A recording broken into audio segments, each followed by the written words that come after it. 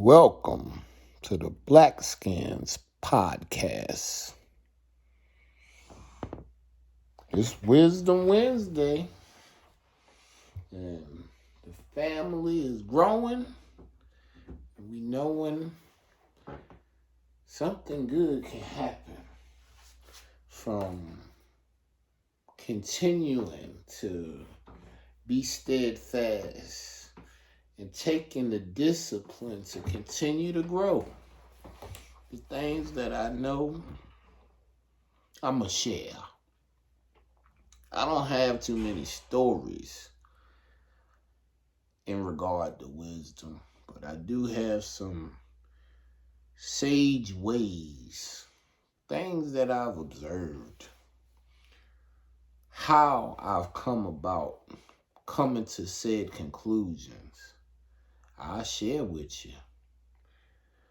I want to talk about things that I know, used to know, how I came to know, and how to apply what I know. Love, peace, respect, joy, and positive energy. Making wise moves, doing the things that you know have already benefited you. And most times, a wise move is a thing that has benefited you before, being wise enough to figure out how those same things can benefit you again. Old wisdom. Let me tell you something somebody that ain't that young told me. Innovations. Ways to be innovative, not just innovative goods, but ways in which you can innovate and enlighten your mind. And then the wisdom books. What does previous philosophers, previous people who you know and trust already have to say about wisdom? And what are ways to express our wisdom?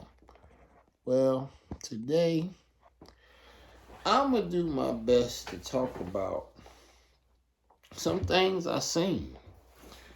And I'm going to go back to a pivotal point in my life when I took training to be a real estate appraiser.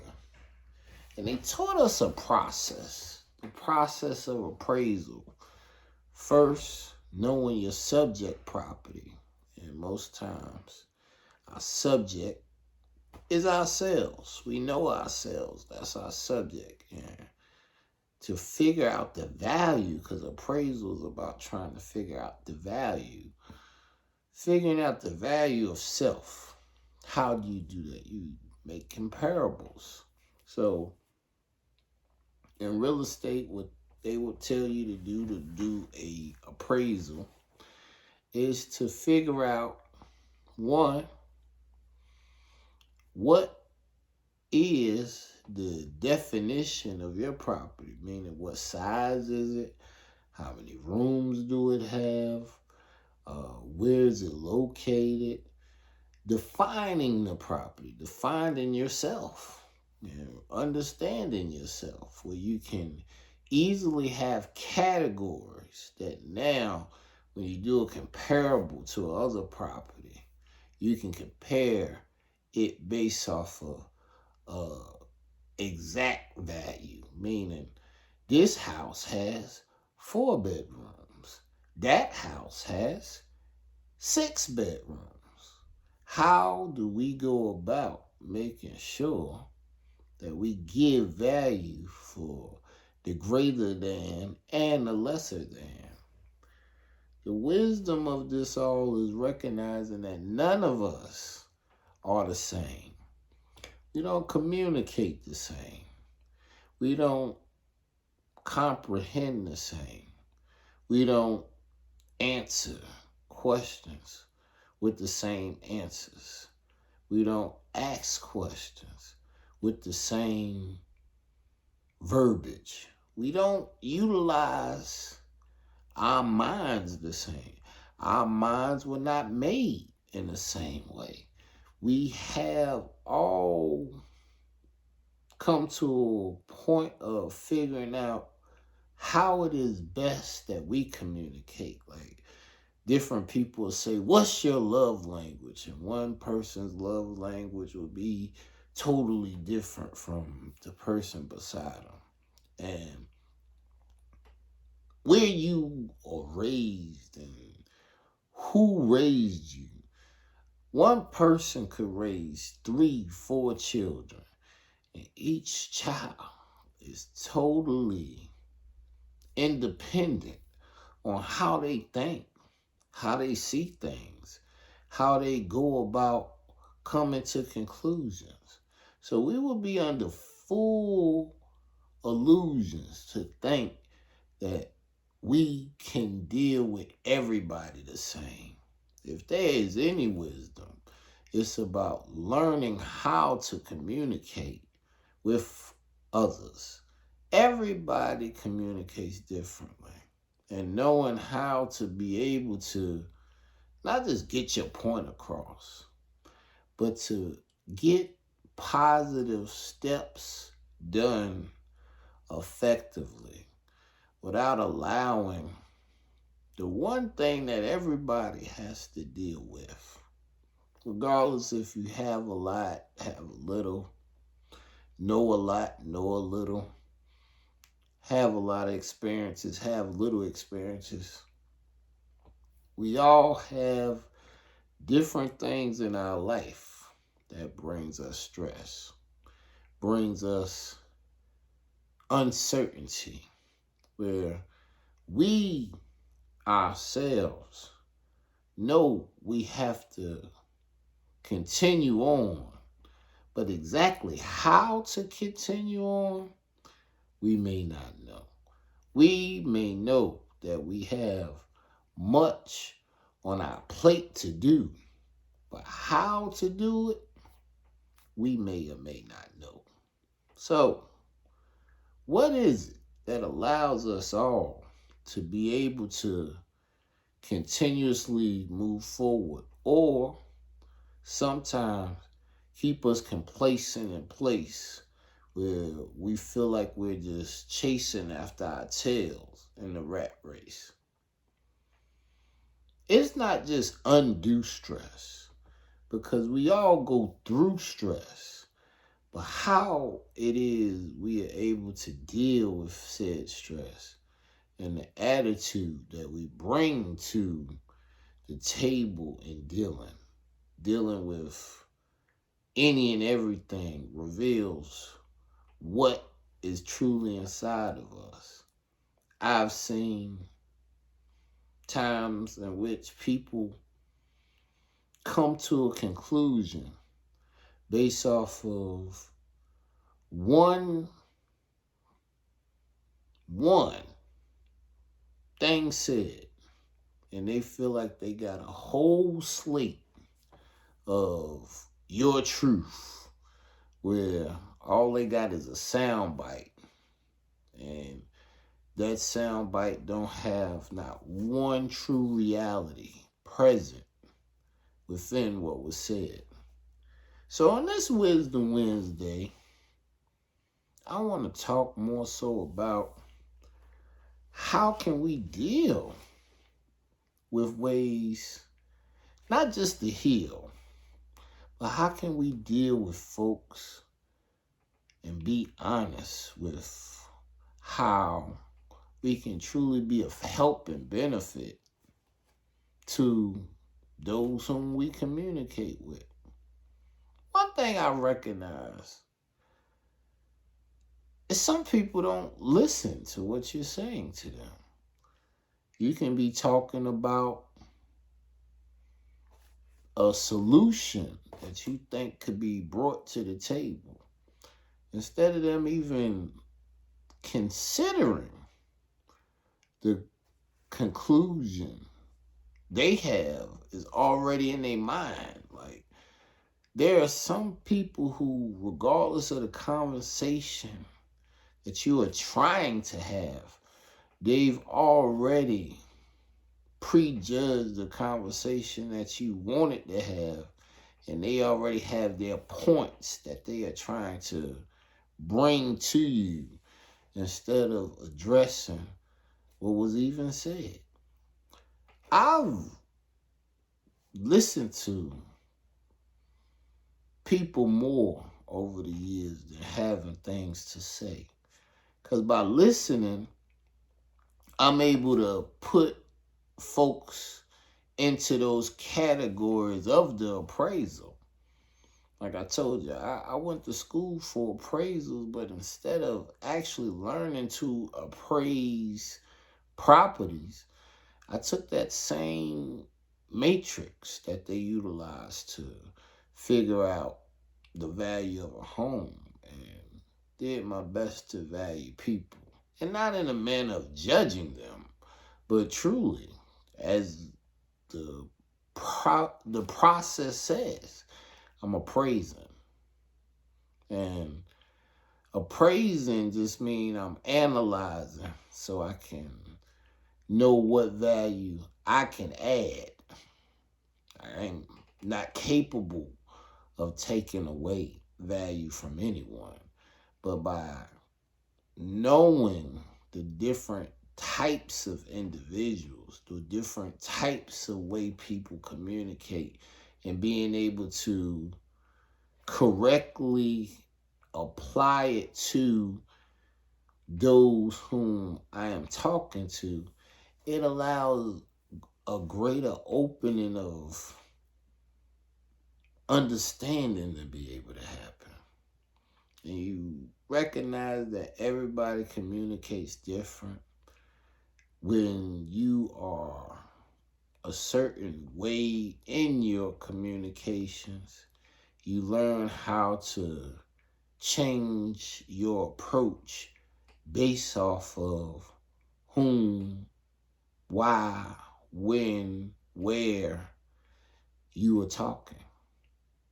I am talking to you about wisdom. So wisdom is just giving you my experiences. Wisdom does not come about just from somebody telling you something. Somebody telling you something is knowledge. Knowledge applied. Knowledge verified. Knowledge given in a variety of ways because you've had to endure said experiences over and over again. And then you able to reflect and connect the dots. What's the likes? What's the dislikes? What's the things that have worked before? What didn't work? What can be done to change, to make things better? That is wisdom. So sage ways, when we're talking about sage ways, all sage ways are you taking your previous experiences and reflecting upon them, bringing them back to mind. So now when you make a decision, you can make a decision that is based off of previous experiences, based off of not just your previous experiences, but based off of all experiences you've been exposed to, whether it was televised, whether it was someone speaking, whether it was a podcast you heard, whether it was within the biblical word. Experiences and being able to attach said experiences to your own self is the wealth of knowledge. Now, being able to know how to apply what you learned when you see that that situation just came through to you in your life. Now, how do you take that information and make the best decision? Wisdom. I saw somebody order something they know they shouldn't have had. And it wasn't even available for them to get. And in their mind, they didn't forget. Because instead of taking on a substitution that was even more out of line with what they should have had, they realized that it was divine revelation of why what they wanted wasn't even available. And that is what I really love about just the Most High and the way he deal with things. Because when we know not better, when we don't keep things together, or when we doing things out of order, the Creator has a way of bringing us into doing exactly what he need us to do. Because what you will want when you don't want what is correct, you ain't even got to worry about it. It won't be available for you. That's why the wisest, sage way that I've learned is my new prayer. My prayer that's been here for at least a year. Where, though I know what I want to some degree, I recognize that the Heavenly Father, I am his child. And I recognize that as an earthly father myself, I want to give my children what is best. I want to give them that which I feel like will allow them to feel blessed. And I realize they'll tell me things that they want, but the things that they want sometimes definitely ain't the best that I have to offer to them. So, regardless of what they'll tell me they want, I still, as a father, have to make sure that I am giving them the best that I have to offer. Not just what they ask for, but the best that I have to give. And that too is how I want to live as a vessel to the Most High. I want him to know that I recognize that he is my supply. He is my provider. He is my intuition. He is what I know I had already been missing in my life. And when I asked him to come in, I wanted him to come in and give me that same treatment that I deem is the best way to be a father. And even though I hear him say, Daddy, this is what I want, I'm still going to take the responsibility to at least give him the best that I have to offer. It might not be the very best in the world, but it is the best that I have to offer. Now, when I go to the Creator, I realize that he is way greater than me.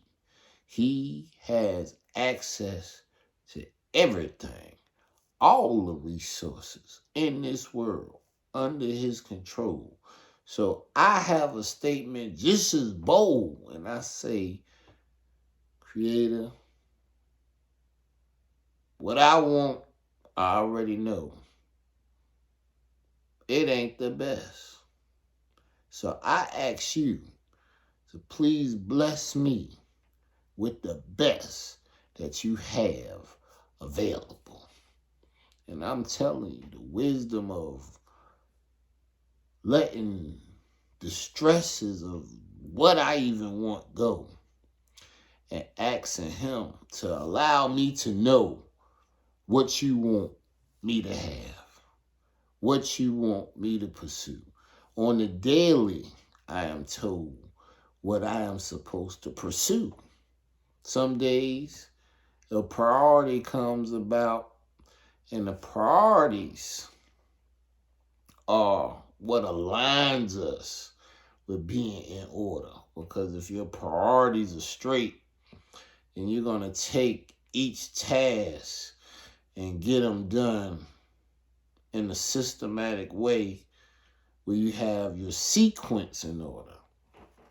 And I've heard a lot of very successful people say that it's all about sequence, knowing what you should be doing. Like, because everybody has a laundry list of things that they need to accomplish, things they want to accomplish, places that they want to go, things they want to get, goods that they want to have, restaurants that they want to try, clothes they want to buy. The list goes on and on and on and on. But what we must be able to do is take that list and prioritize it. And prioritizing the list creates a sequence. A sequence saying that this needs to be done first. Now you're prioritizing so you can have your sequence in order. And by prioritizing correctly, by having the correct sequence, knowing the steps, not knowing every step, but knowing these are the things I need to be able to do right now. Now, I can't do all of them simultaneously, but some of them I can do simultaneously. Which ones are? And writing them out and being able to identify them allows yourself to get that task done and executed. And once it's executed, then the stress of that is eliminated because you penetrated further down the road.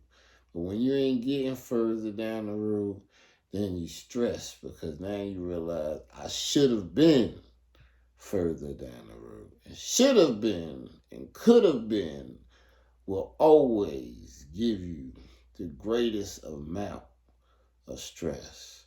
Because now when you make your reflections, you ain't connecting with what you know you were supposed to have. And when you ain't got what you supposed to have or wanted to have or thought you'd have, now you're in conflict. And you're not in conflict with everyone. The truth is, you're in conflict with yourself. And being in conflict with yourself is going to stress your health, stress your patience, take your sequence and throw it totally out of whack. Things that supposed to have been whole and intact, you might say something to defend what you didn't do or couldn't do or wouldn't do. And now the things that you could have pursued not long ago have evaporated because the things that were in place for you to do, you wasn't able to do it effectively. Overwhelmness brings forth a consequence. And that consequence is you will always go down the scale, the human emotional chart, knowing what's from the heart up, not going below down, and knowing that they've already found the steps, knowing where we are at emotionally, whether it's at the very bottom with shame and guilt, or moving up to apathy, fear, and desire, going up to courage, then eventually we get to the point of neutrality. You got reason. When you go from reason, now it's like, do you have a willingness? Do you have the desire beyond just to want something for yourself, but to want something for the build-up, for being able to apply the wisdom of the things you've already been through, and knowing that as you keep going on the journey, those things that you've been through, those are the things that help you know how to continue to go through without being so bent out of shape about what you see on your journey. You've already conquered worse. You've already did greater works before. Now, on this task, it's just more that must be done. Greater work shall you do. So the things that you've already done gave you the energy, gave you the understanding, gave you everything that was necessary to be able to go through even more without the overwhelming stress. Because you can say to yourself, I don't just, when you first start out, you receive the Creator because you believe the Creator is on your side. You just believe He on your side. You ain't been through anything that He had to actually show Himself in your favor or show that He was on your side. Not just yet. But as you go down the journey, as you continue on going through life, it ain't the fact that you go to be saved. It's the fact that the Creator has saved you from different circumstances, whether it was health related or whether it was wealth related. It didn't matter. You went through a situation where you needed help. You went through a situation where it didn't seem like any hope was there. You went through a situation where it seemed like all positivity was gone. But some type of way, you fast and prayed. You stayed on the task. You was able to last. And you was brought through. How you got over. You didn't quit. You didn't sit and cry. You knew that you could get more from allowing your mind to be totally taken over by the Creator of you. Your Creator loves you. Your Creator will reside in you if you learn the wisdom of reverence, having utmost respect for what the Most High has already done for you, and having appreciation for the things that most overlook. Just the fact that the Creator took the time to give you life today, yesterday, and the many days before then. The fact that He allowed you to still be here, that your ear could hear something new and your mind could change for the better. Those are the things that keep us together. And the sequence of taking our list of tasks, not the things, see, too many times we say, I got to, not thinking the point that you get to do, because you here and you ain't got to be alive. The Creator allowed you to be alive. And having that mental thought that you was given breath, you was given air, you was given all the energy necessary to believe and grow a family. The Blackskins can win. But we got to have the wisdom to know how we can grow and communicate and relate to each other positively by receiving and knowing the Creator loves us. Hallelujah.